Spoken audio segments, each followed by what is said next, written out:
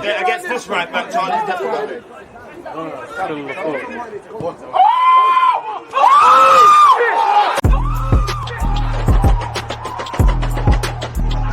There's always just that accurate red line defending. I think it's like.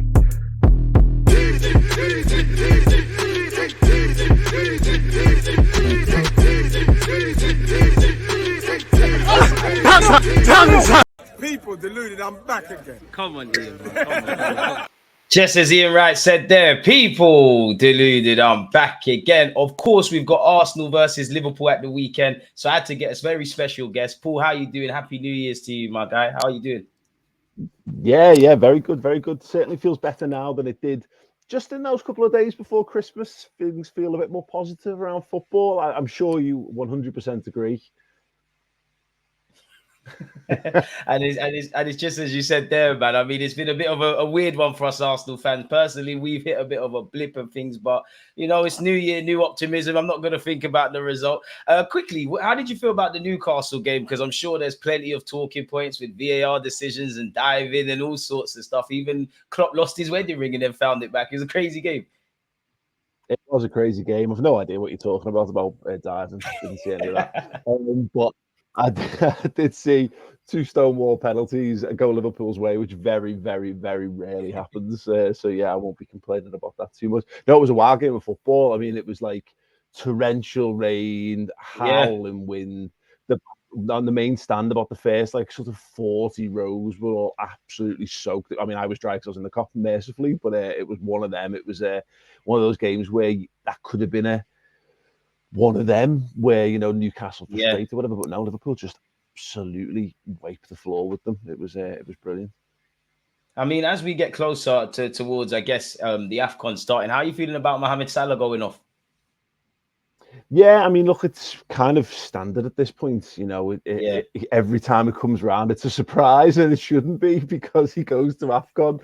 Because you know, ultimately, that's part of his mission statement is to win the African Cup of Nations for Egypt. So, you know, I thought it was really interesting. He got asked about it by Jamie Carragher post match, and he was saying, like, you know, Liverpool fans are asking how quickly can you be home? How quickly are you going to get knocked out and come back home again? And he laughs because he gets it. But he's like, oh, I want to win it. And yeah, look, he is a natural born winner, isn't he? So yeah, I as much as I would love to wrap him in cotton wool and say, nah, you're all right, mate. We've been all right in recent years. We've managed to find a way to get by. We've certainly got more players this time around in those positions. So fingers crossed. But no, I hate it. I hate it when he goes to AFCON. I just wish he'd just retire from international football and play for us forever. I mean, I feel the same way where Thomas Partey and Ghana's concerned. And even though it's not in Africa, with Tommy Asu, there's the Asia Cup. Basically, you know, it kind of made me we've got that with Endo as well. Exactly, Endo as well. So you're missing about 2 players. It can't be any more than that. We're missing players as well. Obviously, with Salah going off to AFCON, does it make you kind of think of post-Mohamed Salah life at Liverpool? Because, I mean, he's still got a number of years left. But, I mean, he's in his 30s now. He's very much the present. He's getting older. Do you think about life with that regard? Yeah, we've had to this last year because obviously he was so strongly linked to the Saudi Pro League in the summer. He's got another year on his contract after this, so like this will be a big summer for him in terms of what Liverpool choose to do with him, what he chooses to do next. So yeah, I think more than ever, again he's been going to AFCON every year since he's joined us, but definitely this is one where I think in years gone by, Liverpool have found makeshift ways to get by without him. So Oxlade-Chamberlain did a bit on the right a couple of years ago. Jota did a little bit as well. Whereas this time around, you know, we haven't necessarily got a straight Salah replacement because you don't have replacement. Like Arsenal never have someone like replacement. You know, it's So yeah, but we just got more attackers than we've ever had before. So yeah, life without Salah is never going to be that straightforward because nobody's just going to come in and score. You know, get the best part of 40 goals and assists a season. It's just unreal. So ridiculous. Yeah, I don't really want to think too much about post-Salah life, but we are going to have to cross that bridge at some point. You're right, man. What have you made of Liverpool this season? The good, bad, and the ugly, if anything. Where's your strengths? Where's your weaknesses? Yeah, where are you at with your club 19 games in? amazed we are where we are, and not because I don't think we deserve it, because I just didn't expect it more than anything else. I thought last year, I knew last year wasn't a fair reflection of how good Liverpool are. And I think there was a lot of mitigating circumstances around that, which was the case a couple of seasons earlier. The season after we won the title, decimated with injuries at the back, and eventually it all sort of fell apart. And this had a similar sort of vibe to it. So I didn't think Liverpool was bad. I just didn't think they were going to be ready to go right back to challenging at the top again. So I'm like cautiously optimistic. They keep passing tests. And moreover, actually, other teams keep failing them. So like that's one of those things where this doesn't look like one of those seasons like where Liverpool and City are going toe to toe on like 98 and 97 points, which is just they're just the most stressful things you can do in your entire life. It feels like there's three teams there who are all capable but all vulnerable in their own ways. So I'm quietly kind of enjoying it. I don't think the pressure's on. I think of the three teams at the top, I think the pressure's on Liverpool the least of them, certainly internally. So yeah, I'm actually quite enjoying it, whereas I normally don't. It's normally just horrendously stressful.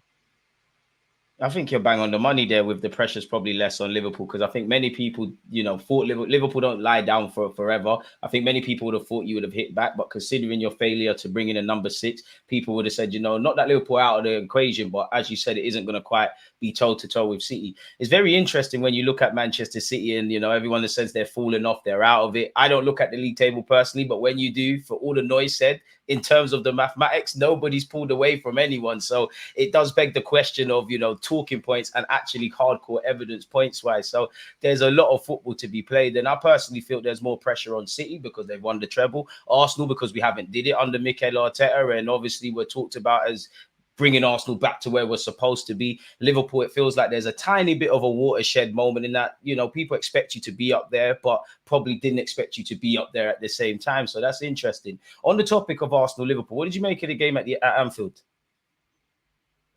It was a weird one. It felt like a lot of the Liverpool City games over the years, which I think is about a higher compliment that I can kind of pay really to Arsenal. That it felt like two really good teams, kind of playing their own brand of football and being at a very similar level.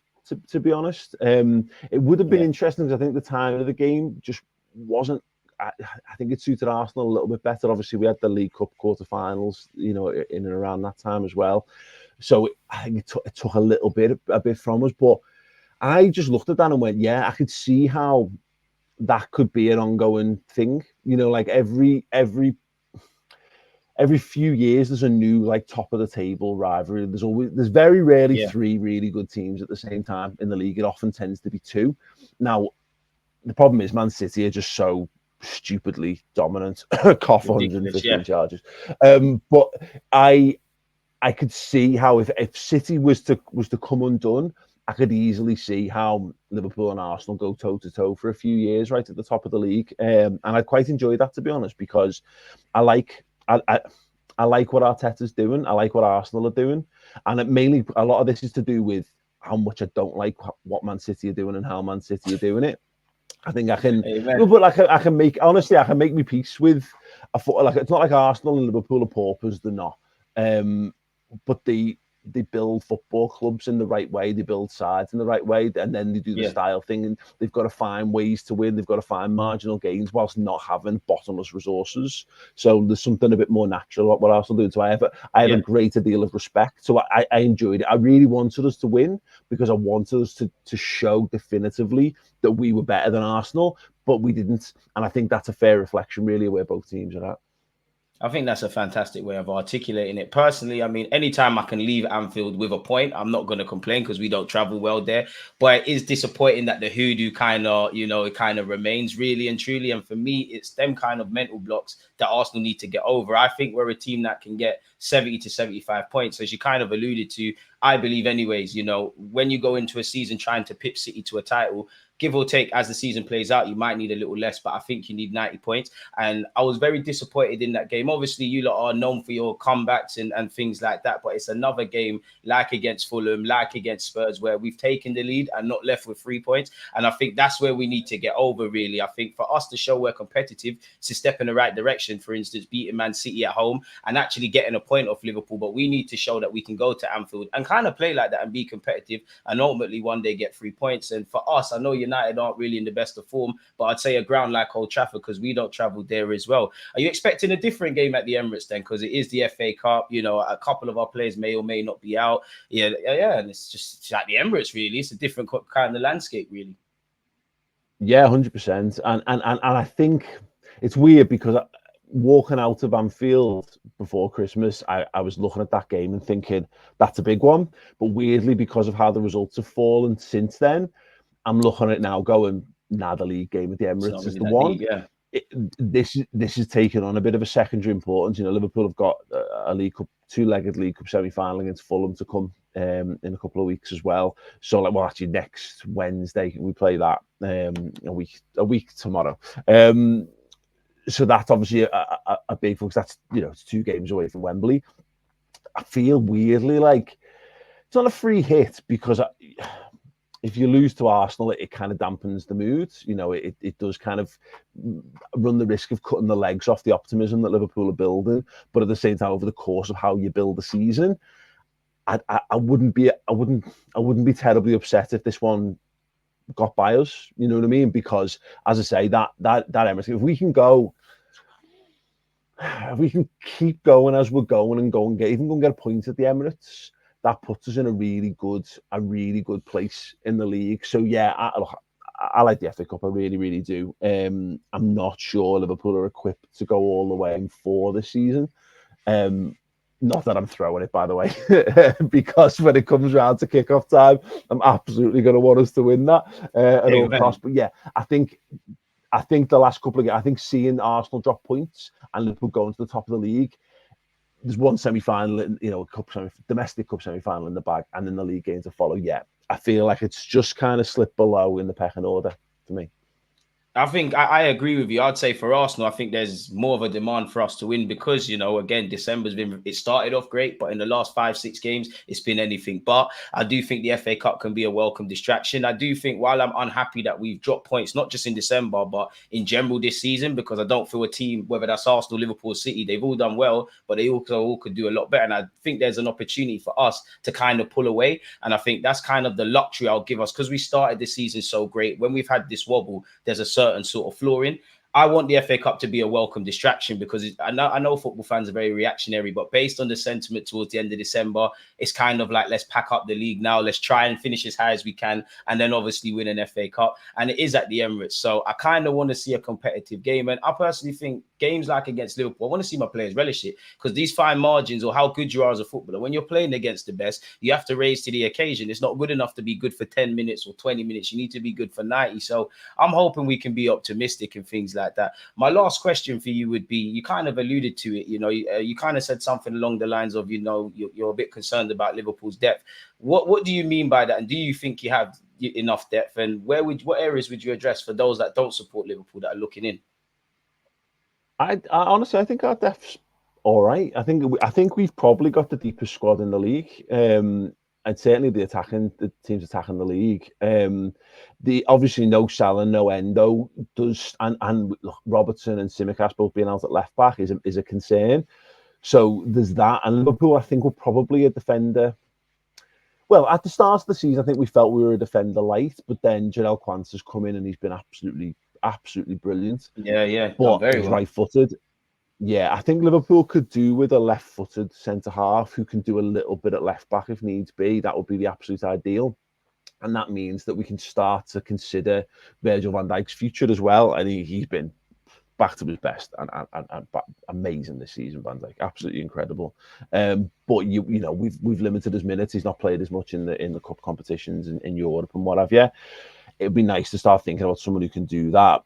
no Endo means a lot of pressure on McAllister to come back in the 6, and I think he's done a pretty good job of it. But Endo actually has just this last few weeks since McAllister's been injured has been really good. Like he's been brilliant. He's been one of our better players. So there's still the question of do we need to go and get another number 6, another professional number 6, and then let McAllister play a bit further forward. But I don't know. I think Liverpool will just feel reasonably happy. I think the transfers from now on need to be great. I think they need to buy brilliant footballers. If one becomes available in January, they'll move for it because we've seen that happen with Gakpo and Diaz. But yeah, I mean, they need a little bit more defensive cover, but they've just brought Owen Beck back from loan, who's a 21-year-old Welsh left back. By all accounts, has been having a really good time up in Dundee. Whether he's at the level will be interesting to find out. But we've just got to get through this month, really. So I don't know. Our honest answer is I think Liverpool's squad depth is okay. I think it's hurt by the Asia Cup and AFCON, obviously. But I wonder whether they'll just find a way to muddle through for a few weeks and see where it goes. I mean, you said something interestingly there about you need to just buy, quality footballers, borderline amazing footballers. I personally think that's what Arsenal need to do. I think when you look at Mikel Arteta's trajectory since when he walked in, we've done very good. But if you look at last season and just consider this year, and it's okay, they kind of forget that, and we're here to be title contenders, then all you need to do is look at the competition. City are littered with stars, you're littered with stars. And if they're not necessarily stars, they're difference makers, they're significantly experienced, they move the needle. And if they don't move the needle for your team, there's a certain flaw in. I personally think that's where Arsenal are concerned. I wish I felt like you in relation to depth, because I feel we're a defender short, maybe kind of someone like Timber or someone like that can play left back, right back, centre half. I think we badly need a midfielder or two. A 6 or 8 wouldn't go amiss. Saka, Martinelli and Trossard are all feeling the strain, so I'd like a winger, and obviously I'd like a forward as well. But that a lot of that is probably going to be addressed in the summer. In January, I at least need That's a busy January, busy January, and we probably have to do outgoings. And as you said, we're not littered with clash as well. So I wish I felt the same way you did about your squad depth, but we're gonna have to get on with it. I know I said last question, but last question, I got to get a prediction from you for Sunday's game, man. I'm gonna go 2-1 Arsenal. More positivity there, more than anything. What have you got? I never ever predict Liverpool defeats. Like 15 years on YouTube, never done it. So I'll say draw. I've just got a feeling about this one. I'm not sure it's right at the forefront of everyone's sort of mind and importance. And I think it'll be a big one. I think Arteta will have everyone pumped up for it as well because of the last few weeks. So, yeah, in all honesty, I think Arsenal will get past us. But yeah, there's a prediction. If Liverpool can just put a good, strong showing in so it doesn't feel like an absolute kick in the teeth, that'll kind of do for me. But look, ultimately, if they just want to rock up to the Emirates and win, and then do the same in the league, then yeah, that'll be fine as well. I hear you, man. I want to win more than anything because it's a welcome distraction and kind of what you said. I want to avoid a replay at Anfield. I don't want to be visiting Anfield again until next season. And I think both managers probably don't want to replay. And again, it's kind of like the introduction for us meeting in the league at the Emirates. So if we want to be competitive, we need to show we can go against Liverpool and City and be competitive and win these games. And for me, get to a scenario where even if we do beat Liverpool, it's not all City. It's not really a shock. It's kind of business as usual. I think that's the territory you lot are in, and that's where we need to aspire to go to. But Paul, I know you're pressed for time, so I'm going to let you get out of here as usual. Appreciative for you for previewing the Liverpool game with myself. May the best set of team win, my guy, man. Let me let you get out of it. Appreciate that. Yeah. In a bit, my dude. Save. Yeah, that's right. There's always that active and defending. I think it's like